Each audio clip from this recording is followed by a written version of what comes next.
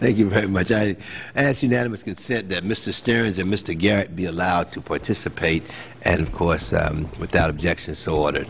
And I now Thank you, Mr. Chairman. Stearns. And Mr. Paulson, I hear your pain when you said you're just pained to be on that side of the table answering the gentleman's question.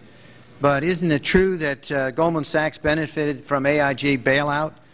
They got $13 billion and was the largest recipient of the public funds from AIG. And in fact, creating the collateralized debt obligation, the CDOs, form the basis of the current crisis we have today.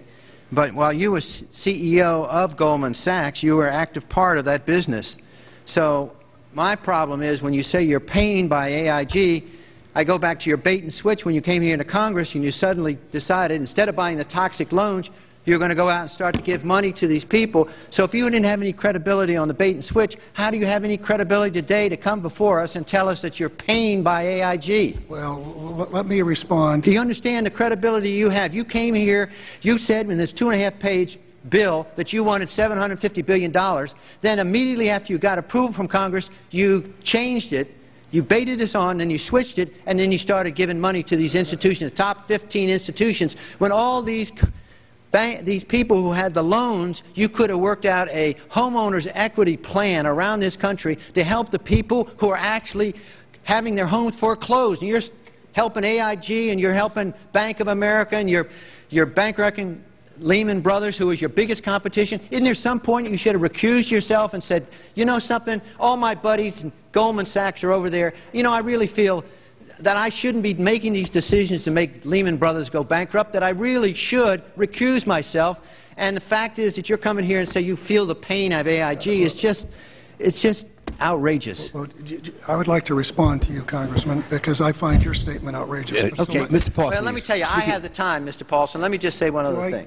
No, I just want you speaking to the mic. Pull the mic. Okay. To you. Let me just say one other thing here. You know, when you look at, you're saying to us, you support the Obama administration giving more power to the federal regulatory, the Fed. But when you look, the Fed was on, Geithner was on board at the Fed, the New York Fed, dealing with all these institutions. He didn't get it. And then we had this fellow who came up afterwards, Mr. Friedman.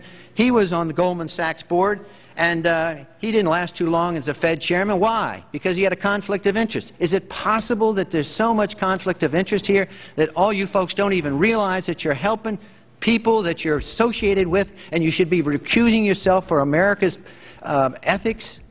Well, let me make several comments. The first comment I will say is I came to Congress, I asked for the TARP, and I asked for authority to purchase illiquid assets. But in 10 days you changed your opinion. We changed because the situation changed dramatically. In 10 days? You betcha. If you look at what happened in that 10-day period, you look at what happened around the world, it changed dramatically. Number one. Secondly, I don't want you to use all my time. Okay, secondly, but I want to just respond to secondly. I left Goldman Sachs. I sold my shares in Goldman Sachs. Tax deferred too. You didn't have to pay any tax on your $200 million. I sold my Isn't shares that true? in Goldman Sachs. There's a clause that if you come into the administration, you sell your assets, it's tax deferred. You don't have to pay If you had $200 million profit and you didn't have to pay any tax, isn't that true? Listen, is that true or not? Yes or no? It is. You do not pay a profit when someone a tax when someone makes you sell assets. Maybe that was an incentive for you to become Secretary of Treasury, so you didn't have to pay the tax there. Oh. The next thing I would say to you, and say it very, very clearly, is I behaved with the... you don't think you should have recused yourself when you asked Lehman to go in bankruptcy, you didn't put Bear Stearns in bankruptcy, and then you folded Merrill Lynch into... I mean, isn't there some point where you got to say, hey, I got a conflict of interest here? You don't feel any kind of scintilla of ethics on this thing at all? Totally. I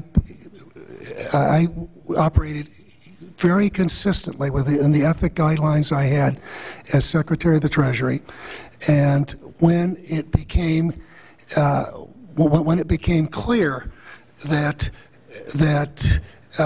we had some very significant issues with Goldman Sachs and with why didn't you recuse yourself with Morgan Stanley, what I did then it would have been very wrong for me to recuse myself. What I did was I went and got a waiver from the ethics agreement, because when we had concerns... Who is in charge of the ethics agreement? What? Who's in charge of the ethics agreement that you got a waiver? We have a Office of Ethics at Treasury, and we have a White House ethics office. So you got it from the legal counsel from the White House? We got it from the Government Ethics Office. The gentleman's time has expired. Thank you, Mr. Chairman, for your courtesy. And I ask unanimous consent my opening statement to be part of the record. Without objection, so ordered. Yeah. The Congresswoman from California,